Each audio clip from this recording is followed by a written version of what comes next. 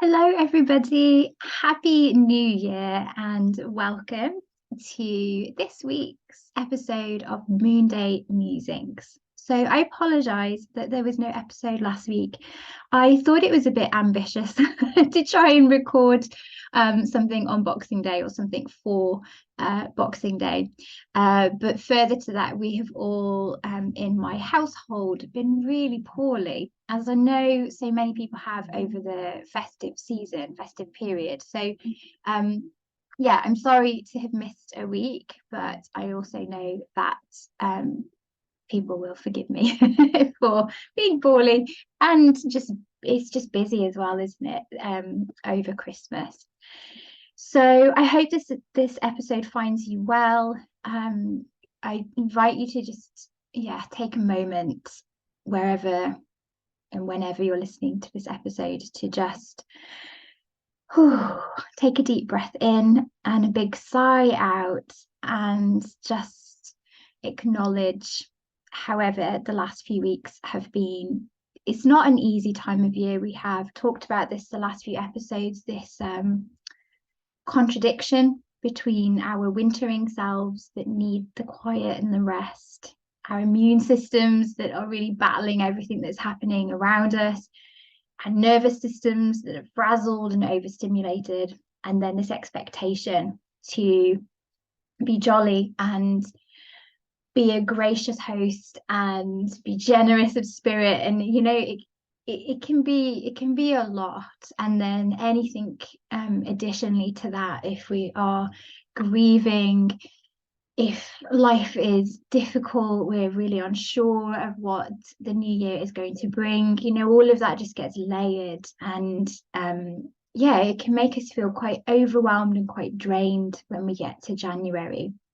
So what we're going to be exploring with the weekly episodes for this podcast over the next few weeks is to greet January from a place of slow living and a place of gentleness. So really starting to tune out from all of that noise that is already there, the diet ads, the detox plans, people making these really cold looking smoothies, when our body wants warm things and warming things. So tuning out from all of that pressure, and really listening to our seasonal selves. So of course, I'm speaking from the point of view of the Northern Hemisphere. January is winter, but it very, very different experience in the Southern Hemisphere, which I remember because I lived in Australia for a long time, almost 10 years in the end. And so this time of year felt really different because you were going into the big summer holidays, the big school holidays, you're going into this glorious hot weather. That's the wolf coming in. Can you see him?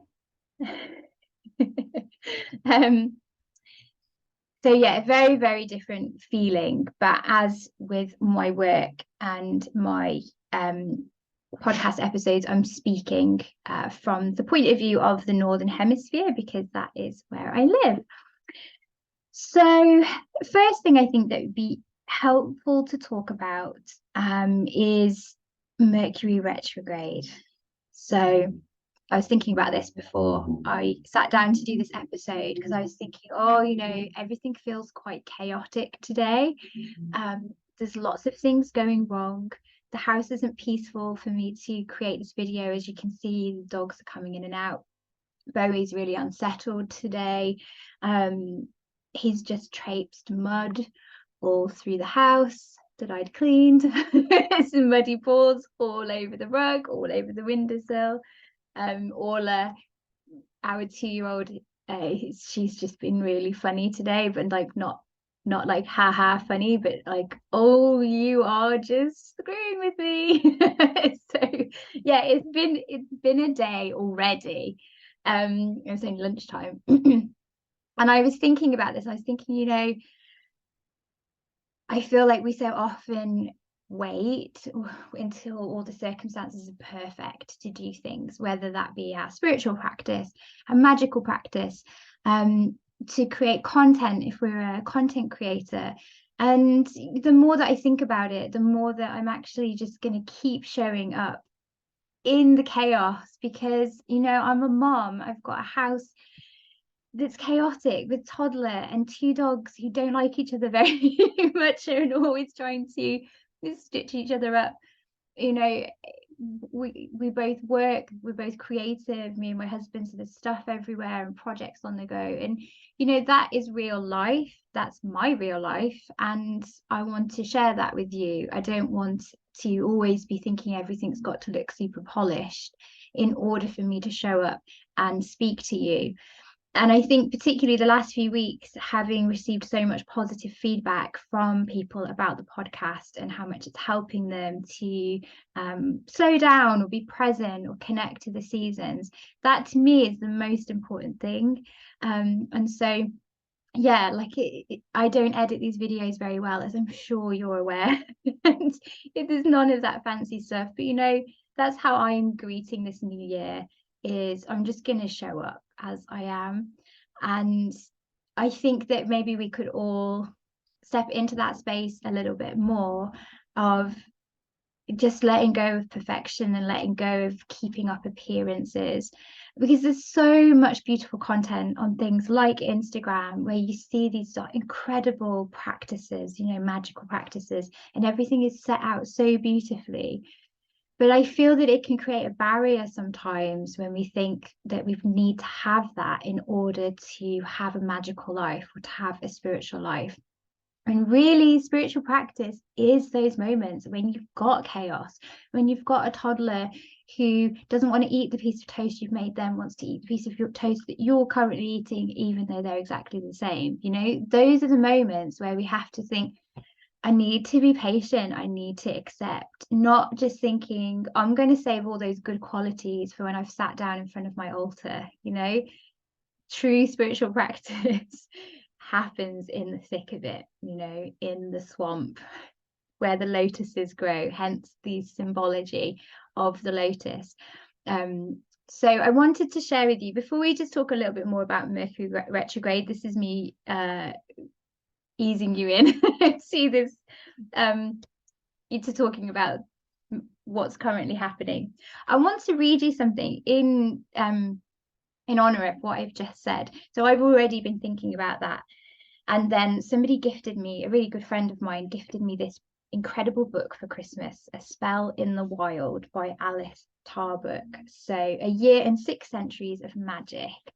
I've only read a little bit and I absolutely love it. I really recommend this book. She speaks really honestly and refreshingly about magic, her experience as a witch, and this idea of, you know, letting go of perfection and just practicing on the fly as life unfolds. Okay, so this is a reading from page 74. We cannot work with the world as we wish it to be. We cannot do magic only when the air is clear, only on the tops of remote hills, only with the purest herbs. We must instead work in the world, do our magic among pizza boxes and microplastics. We must welcome the world in as it is, valuing every strange, broken scrap of it. We must house the world inside ourselves as the glen houses the Cailleach, aware of its terrible nature, but kind anyway. And from that loving, continued attention, we can do our magic, build habits that give back to the world, that take care of it, that work to alter and mend the parts that are not working or that are destructive. But crucially, we can only do this when we embrace and use the parts we do not like. So I really, really like this. She talks about this quite a few times in the book, well, as far as I've read it anyway. But I think it's so important. And it's not to say that we are accepting the world as it is with all of those negative things and then not working to do good. That's not the point. But this idea, as I've said, of things being a barrier for our spiritual practice or our magical practice, which really are synonymous. But, you know, being in the world, being in the reality of what the world is right now, and still making magic and still putting goodness out into the world. So I hope that that helps. I hope that resonates, and it creates a nice segue to talk about Mercury retrograde, because it is chaotic. So of all the other planetary retrogrades, Mercury is the one I think that seems to be so much more chaotic because of the planet Mercury itself, because it is so quick, fast paced. It's technology, it's travel, it's communication. So the things that we really notice in our daily life just start to not work not work very well, or just completely break. So my husband woke up yesterday, New Year's Day, phone broken, really expensive phone, having to try and replace it. And of course, every time like he's trying to set up new things on a new phone, it's like, we'll text you the code. And he's like, I can't receive a text message, you know. And it's things just not bloody working. Everything feels hard. Then you get the misunderstandings with people as well. So it is very technology based, very travel based, very communication based. The other planetary retrogrades are still making a difference in our life, but sometimes it can be more subtle or on a deeper level. So I always make more of a note, I guess, of looking at when the Mercury retrogrades are happening and just trying to have that in my diary, so I know, expect delays. You know, you get those road signs, expect delays. That's kind of the mantra for Mercury retrograde. Just expect things to not run smoothly. And a spin on this, if you like, thinking about showing up and doing the work and integrating our spiritual practice into our daily life, is use Mercury retrograde to test how well you're doing with your practice. So I remember a very long time ago, one of my Buddhist teachers saying, you know, if you don't want your buttons to be pushed, get rid of the buttons. What we so often think is, I just need that person to stop being so annoying, or I just need this situation to stop, you know, being so frustrating. And we go through life like that a lot. I think this kind of idea, if I fix that or just change that, if that person can just be nicer, then I can be peaceful, I can be content. It doesn't work like that. And so Mercury retrograde is almost kind of puts all of this together in this frenzied energy, this chaotic energy, with things breaking and not working, misunderstandings. And it can be a really helpful window into going, yeah, that's still really an issue for me. I don't have a lot of patience when it comes to that. I still catastrophize when something breaks, you know, for example.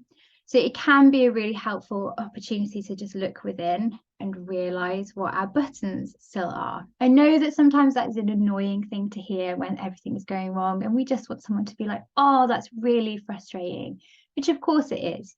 But it's a helpful practice if you so wish to bring that into your Mercury retrograde.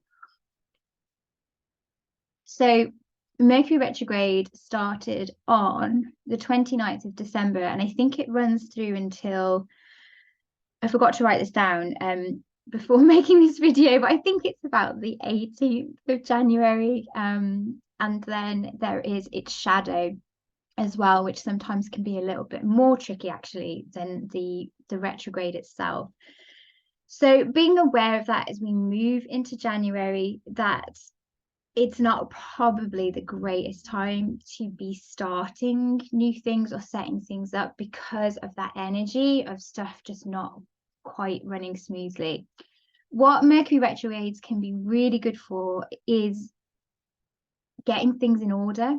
So catching up on things. It's a really good time for looking back and going, okay, all those people that have messaged me over the Christmas period and I've been too busy. Can I now catch up on my correspondence, go through my emails, I don't know, go through and detox your email inbox, because all of that is taking up space. So deleting old emails, deleting spam, this kind of thing. Tax return, if you're in the UK, the tax deadline is the end of January. So, going through all of that, going through all old receipts, and just kind of getting a sense of trying to get your affairs in order. And I find, for me, that gives me a sense of control when everything else is chaotic, because I think actually I can sit down and do this really mindfully. And that feels really nice. And that feels like I have got a little bit of control, even if all this other stuff is a little bit of a mess or a little bit difficult at the moment. So reflect, consolidate, get your affairs in order. That can all be really nice things to do. And then, as I said, just expect the worst, hope for the best is a really healthy way of approaching a Mercury retrograde. The other thing about this week is we've got a full moon on Friday. So it's quite nice actually to start the year with that waxing lunar energy, because it is probably giving us a little bit more of an expansive look at things and a little bit more energy to greet the new year with. We've got a full moon in Cancer happening on Friday, so that's the 6th of January, and I think that's quite magical because the 6th is a really special day. It's the end of the 12 oracle days, or the 12 omen days, however you refer to them, obviously also known as the 12 days of Christmas. So the 6th is, gosh, lots of things. It's Epiphany, but it's also La Befana's day, the Italian Christmas witch. It's also a day that's really sacred to Mother Holle, or Frau Holle, Mother Holle, who's an incredible winter deity. If you haven't done much work with her yet, I really invite you to. She's quite special. And it's that ending of this 12 days of Yule. In the Green Witches Year course, those people that have joined before January have had the bonus of being guided through the 12 oracle days. So we've all been doing divination every day, which has been really lovely and so nice to see in the group that we have, people sharing their card spreads and their insights and their journals. I'm really excited about this year together because it's such a wonderful group of women who've joined so far. And just a side note, if you want to join us, enrollment's going to stay open through January, and then I'm going to close it because it's a 12-month program. So you kind of could catch up a little bit by the end of January, but then really by then you'd probably be a little bit too behind. So have a think if you want to join us. It's not a very big investment. It's $20 a month, which exchange rate keeps changing. I think it's maybe 16 or 17 pounds in UK money. It's really worth it. I know I've made it, but it's really worth it. There's lots going on. So I'll put the link in the show notes again if you want to have another look and see if it's for you. So the 6th of January is the closing off of that, and it's usually the day that people pack away all the decorations and kind of cleanse the house and get it all back to its former self.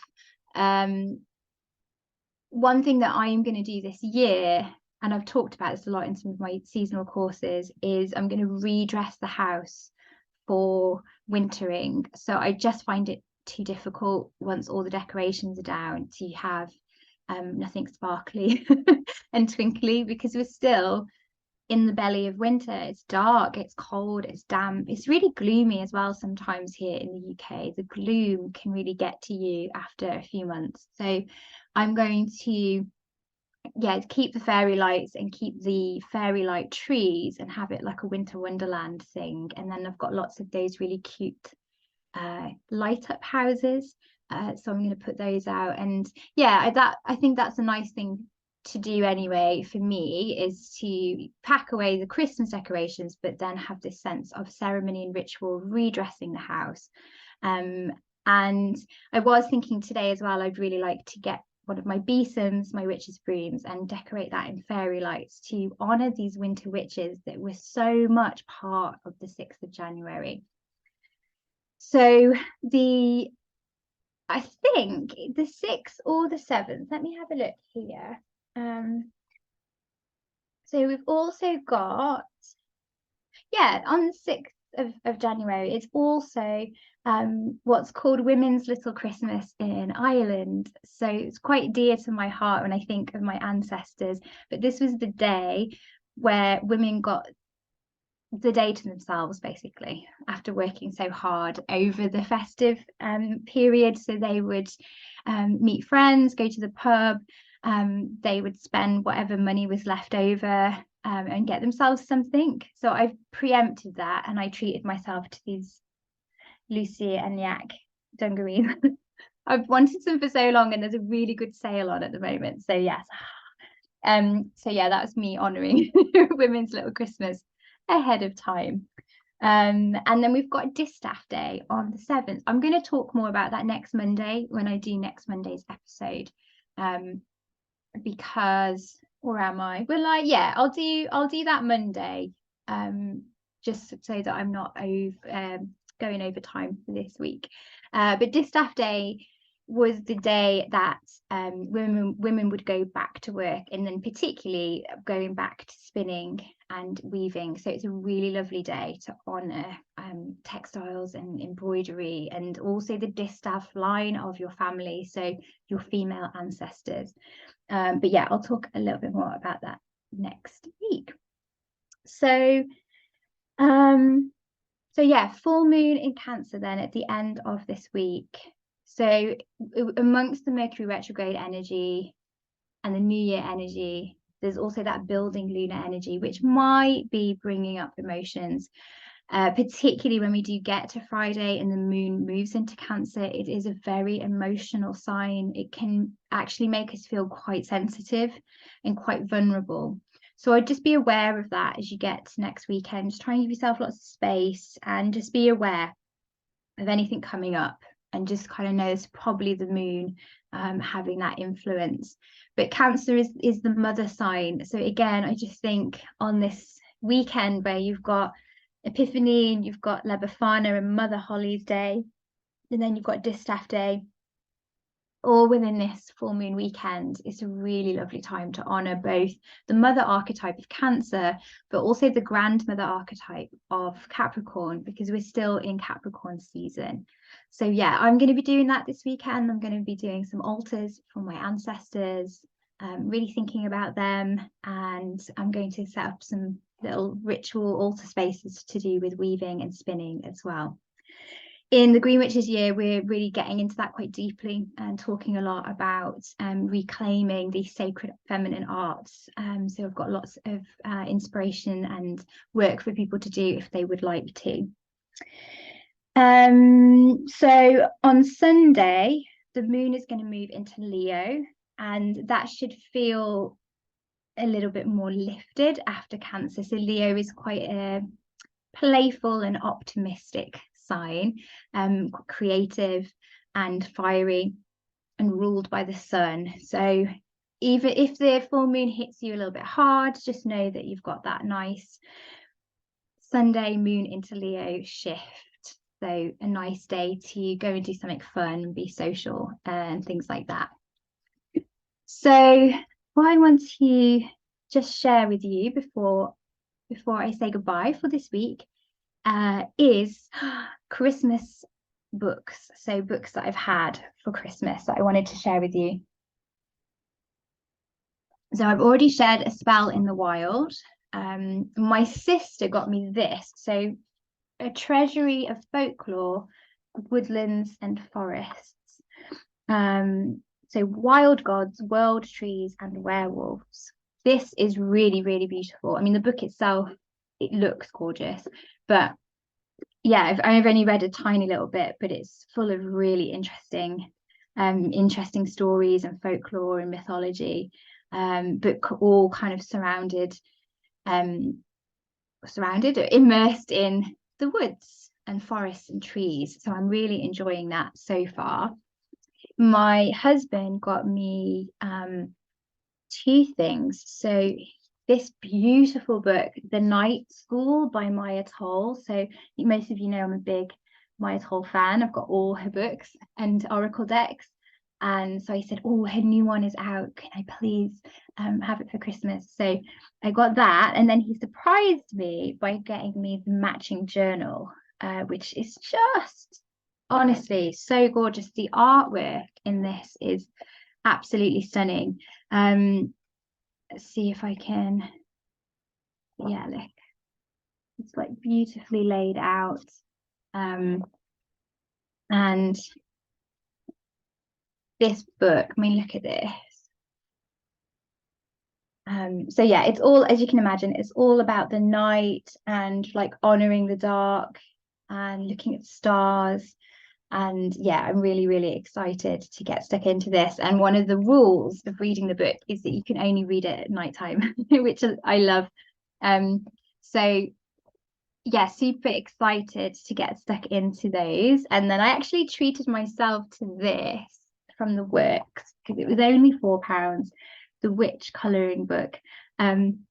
Because so we're going to talk about this a lot in the Green Witches course because we're doing a lot of grimoire work.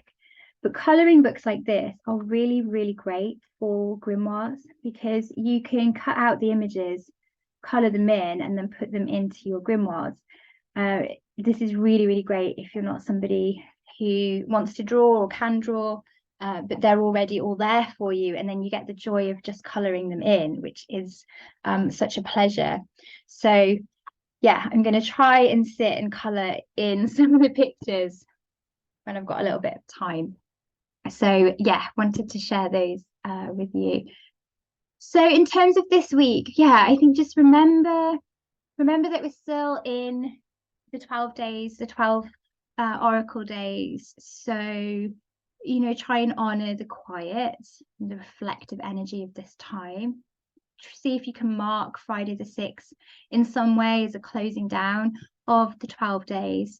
And think about if you're packing everything away, then thinking about cleansing your home, using smoke, using essential oils, putting candles out. White candles are great for lighting in every room and welcoming in good energy. And then maybe thinking about what I said about redecorating and making it really nice and inviting and cozy and something that's going to lift your spirits as we make our way through the rest of the winter. We've still got January and we've still got February, maybe a little bit into March as well. It can still be quite cold and gloomy then. So I really, really hope you have a good start to the year. Remember, Mercury retrograde, expect delays, take some deep breaths, and happy full moon for Friday. And I will be back next Monday. I'll talk a little bit more about the folklore of Distaff Day, as I mentioned before. And then we'll look, also next week, we'll be looking at some other goddess sacred days. And then also just coming down after that full moon. All right, so go gently with yourselves. Tune out from all the new year, new you rubbish. And remember that you're wonderful just as you are. And I will see you all next week. All right, take care, everybody.